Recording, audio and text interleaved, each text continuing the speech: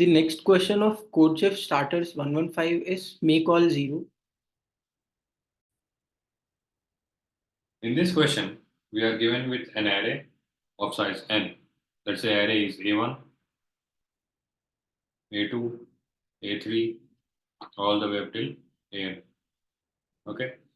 In this array, there are some elements given to us, positive elements. What we should be doing is, we should be converting this entire array into all zeros. Yeah. Okay. To do that, there are two types of operations given to us. First operation is that we can choose any index at I. This I can be any index from 1 to n. Yeah. Okay. We can choose any index from 1 to n, and after choosing I, we can subtract 1 from all the values A1, A2, A3, all the way up till AI. Yeah. This is one type of operation. In another type of operation, they are asking us that we can choose any I, any index I, and we can make AI equal to 0. Yeah. Right? These are the two types of operations that they are giving us, using which we are supposed to convert the entire array into all zeros. Yeah. Right? But there is a question, catch. They say that we should perform minimum number of operations to perform to make this entire array as zeros. Yeah. Okay. Looking at the constraints of the question, we are given t test cases, where test cases count ranges from 1 to 4 into 10 power 4. We are given n value, which is size of the array, and it is from 1 to 2 into 10 power 5. We are also given our array elements AI, which are again in the range of 1 to 10 power 9. And it is also given that sum of n overall test cases, is less than or equal to 2 into 10 power 5. Yeah. These are the constraints of the question. So basically in this question, let's make some observations firstly. We have two type of operations, right? Type 1, which is a prefix operation, as it's described in the question. Type 2 is just removing an element, right? Making an element 0. Yeah, we can say making, okay, it's making an element 0. Making this. So now, let us fix the number of type 1 operations that we need to perform, and then calculate how many minimum operations do we need if we fix the number of type 1 operations. Firstly, let's make some observations. For that, let x be the number of type 1 operations that we are performing. So my claim is we can't perform more than 1 to minimum of n minus 1 comma a of 0. Let a be the array. We can't perform type 1 operations more than this. Firstly, why a of 0 in the sense? Minimum of n minus 1 to a of 0. That is, a of 0 is the first element. Right? If first element itself becomes 0, then we can never perform type 1 operation. Because after a of 0 becomes 0, if you again apply type 1 operation, it goes negative. It becomes negative. Yeah, so it is restricted that we shouldn't make the elements negative. And why n minus 1 in the sense? Let's say I perform type 1 operation n times, then is it beneficial for me? It will be beneficial if all the elements are same. Yeah, if all the elements are same.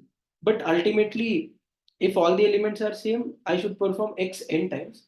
Same way I can just use type 2 n times. Yes. So both of them will give me the same result. But if array does not have same elements, then performing type 1 operation n times might not give you all might not give us then we have to apply more type 2 operations to solve the problem.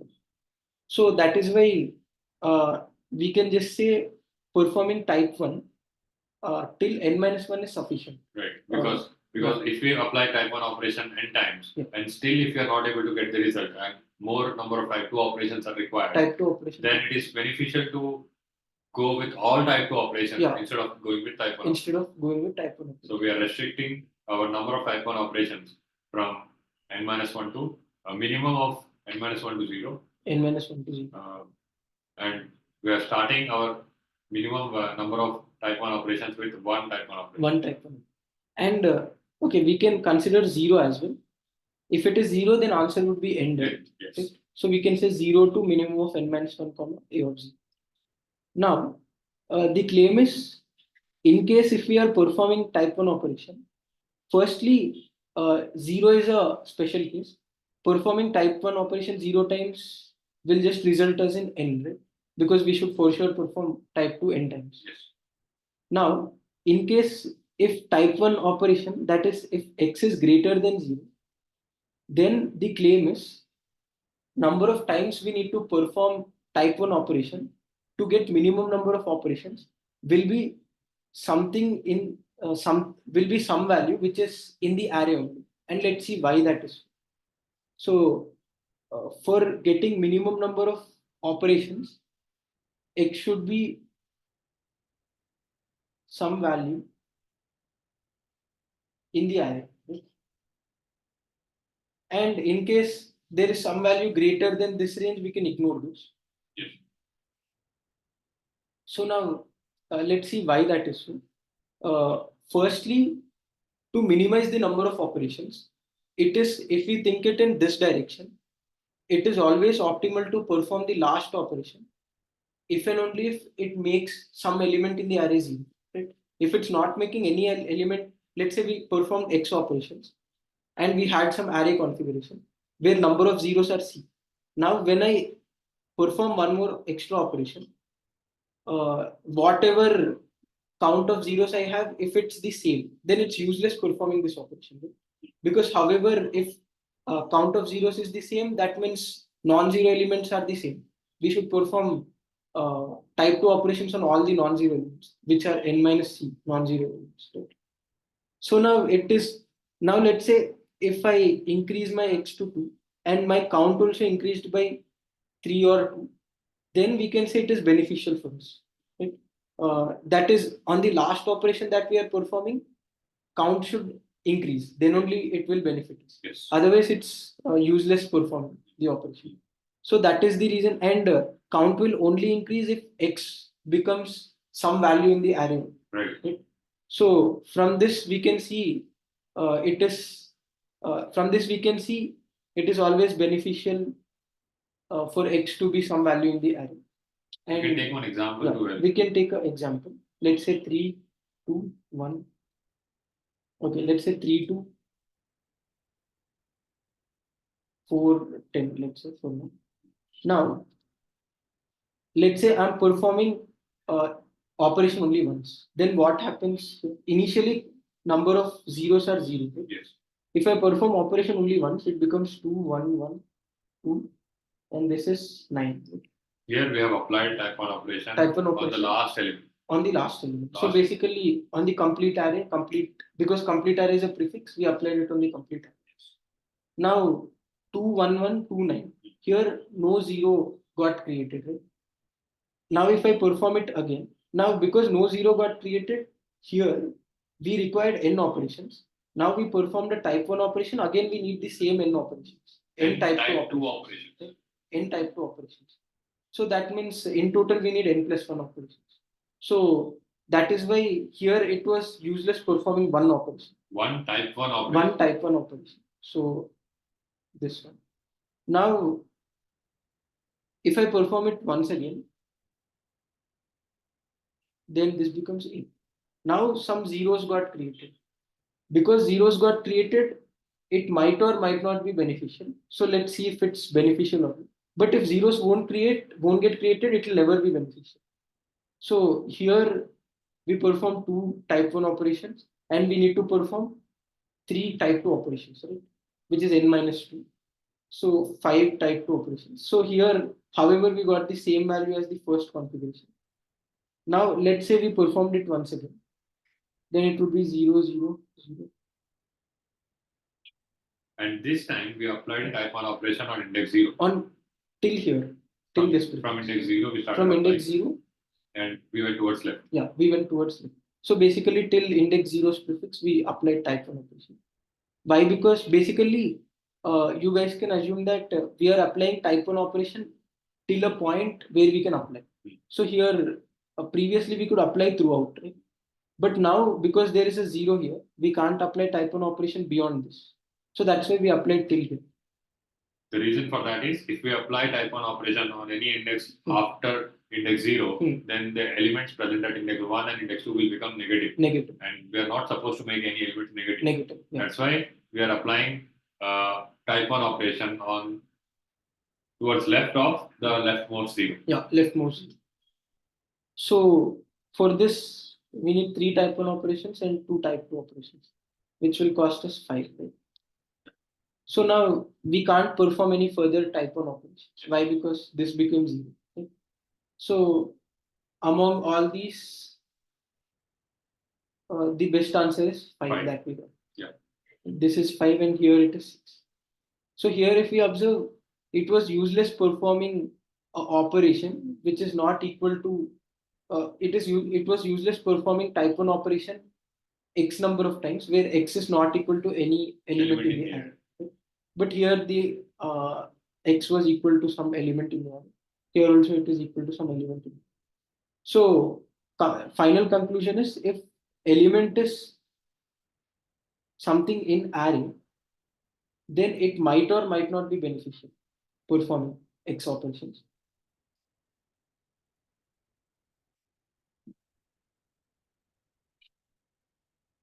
Might or might not be beneficial. But if it is not in array, it's for sure not beneficial. Yes.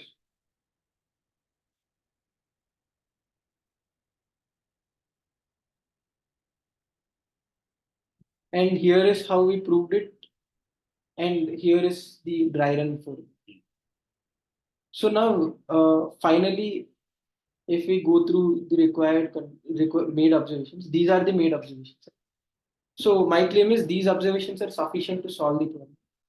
So now what we can do is, for every x in the array, we can find out the minimum number of operations required to make all elements 0.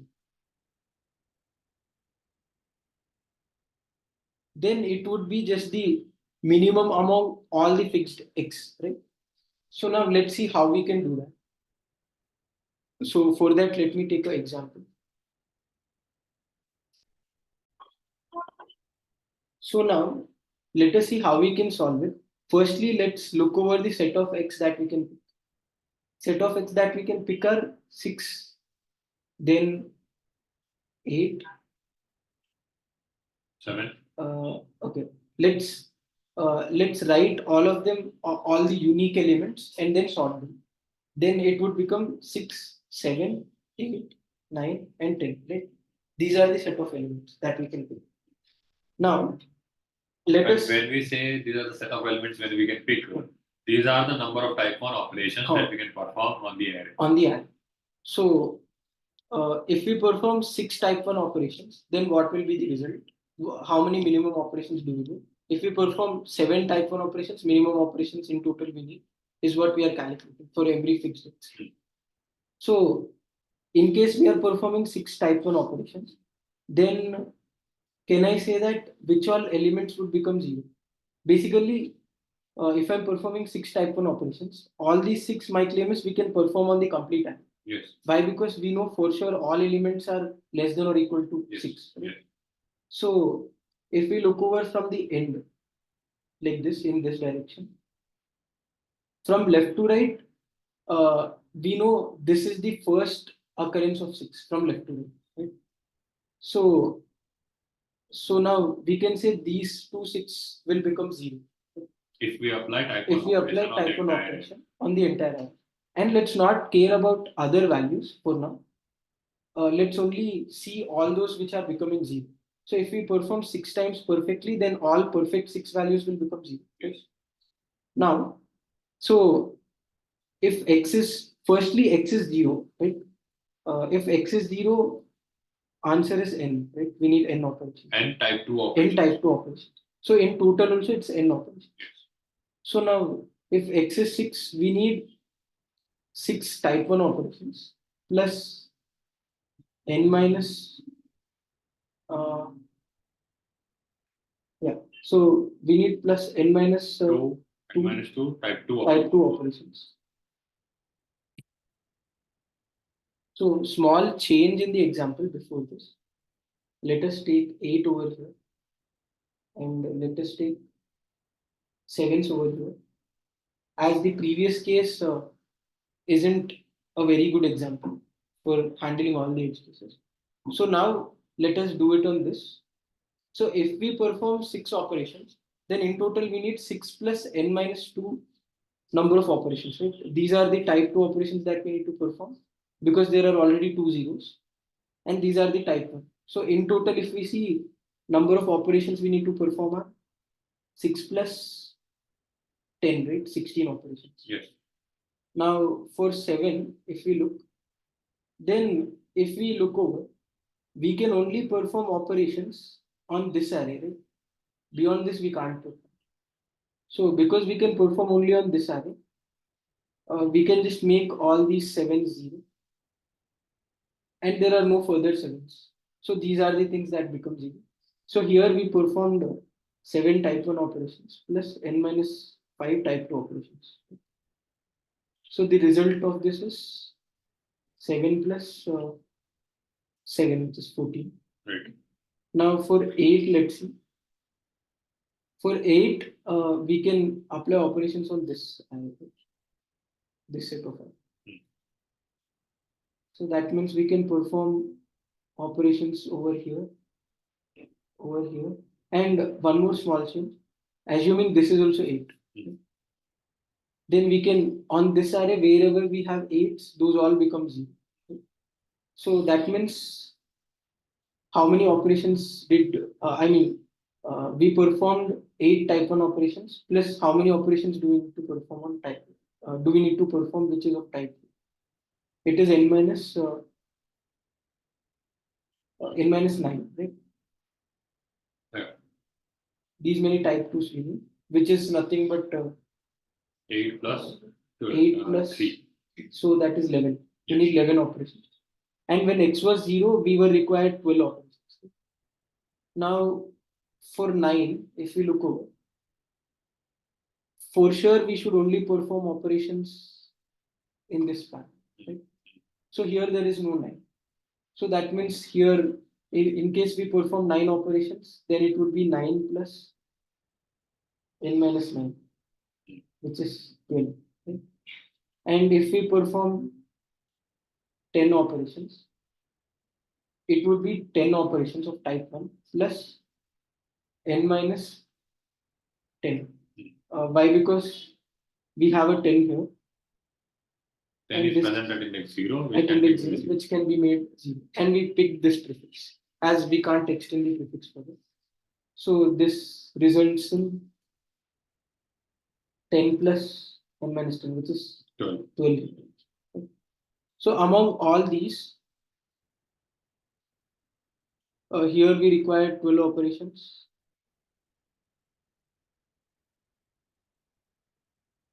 Here we require 12 operations. And among all these fixed x values, these are the smallest number of operations that we need. So for this, the answer is 11. Right. So this way we can fix the number of type 1 operations and find out for a fixed type 1 operations how many total operations we need, how many minimum total operations we need to do. So now, so before moving on, just to clarify this, when we are performing 6 operations, these two became 0, right? We perform 6 operations on complete. When we are performing 7 operations, 7 type 1 7 operations. type 1 operations, then these two are becoming 0 and all these are also becoming 0. This is what we, and how that happens is when we are performing, we pick the complete array for the first 6 type 1 operations. After performing first 6 type 1 operations, these two will become 0. Right? Then we have one type 1 operation left. That will be performing on this. Then these 7s will become 0. Yes. So this way we are basically performing operations for each and every independent x. Yes. So that is why it is like after all 8s, whatever smaller elements we have, those are also becoming 0. As we can always extend our type 1 operations range, prefix range. So this is how we can solve this. Now let us see how we can implement it. and let us see why it is how we can complete the same thing quick. So let's take the same example. 10, 8, 9. Okay, 10, 8, 8.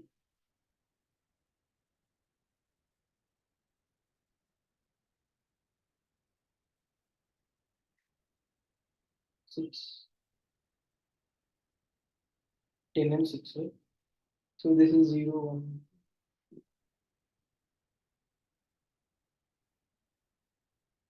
11, right?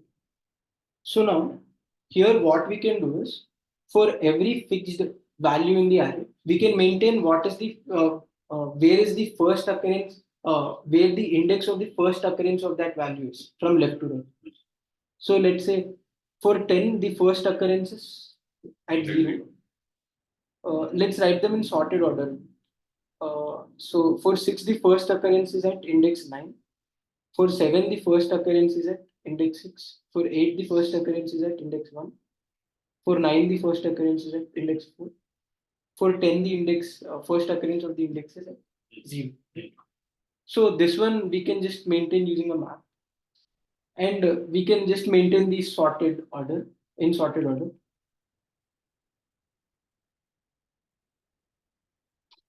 X set as this.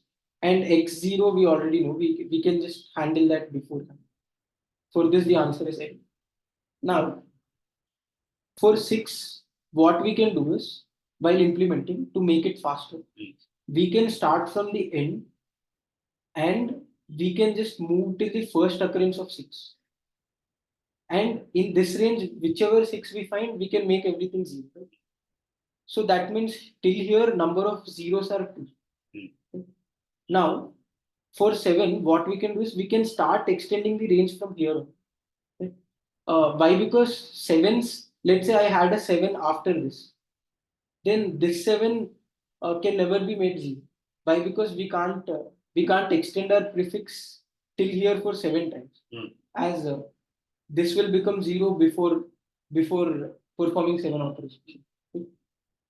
So that is why for sure our range should start from here. So for 7, we'll start from here, move till the first occurrence of 7. This is the first occurrence of 7. So till here we can make all zeros, and till here we had 5. We could make 5 zeros with 7 type 1 operations. Now for 8, we can start from here, go till the first occurrence of 8, and make every 8 0 in this. So till here we could make 9 zeros. And for 9, if we see the first occurrence is at 4, right? But because it is beyond our pointer where we can say there is no 9 after this. So that is why here also we'll have 9 zeros, which we make. For 10, we can start from here, go till the end. So here it is 10 zeros, right? We'll make this a 0. So this way we can just put track of how many zeros we are making. So once we know how many zeros we are making, it would just be x plus n minus number of zeros. Let C be the number of zeros, then it would be x plus n minus number of zeros for every fixed x. So answer would be minimum over all these, all fixed x, x0, x6, x7, x8, x9, x10. So if we look over the time complexity, to analyze the time complexity, we can observe one thing. We are visiting each element only once, right? So from end we are starting, we visited this once. Similarly, for the next element, we are moving pointer from here. As we are already sorting them, so we know like all the elements before this pointer that we made 0 are smaller than the current element. So that is why we are starting the pointer here. And we are moving further. Right? So here also we visited these elements only once. Then further if we move, we are visiting these elements only once. And then we visited this only once. Right? So as we are visiting each element only once, we can say the time complexity would be big of n log n, let's say. Why? Because like practically it would be n plus 2 into n plus n log n. But in terms of big O, we can say n log n. Why? Because we sort, we make a set out of the array and then sort it. Right? So in the worst case, we can have all distinct elements. So sorting would take us n log. That's why the TL is n log in here. And space complexity, we can say it's big of n as we maintain a map. And worst case of space would be all elements as distinct. Then we create n space. So these all are put tests. And here test cases, I mean here n depends on the test cases. If we look at it, it's given that sum of n over all test cases won't exceed 2 into 10 power 4. Right? So that means we can assume the worst case as one test case with n 2 into 10. So this is sufficient enough to pass in 1 second. This way we can solve it.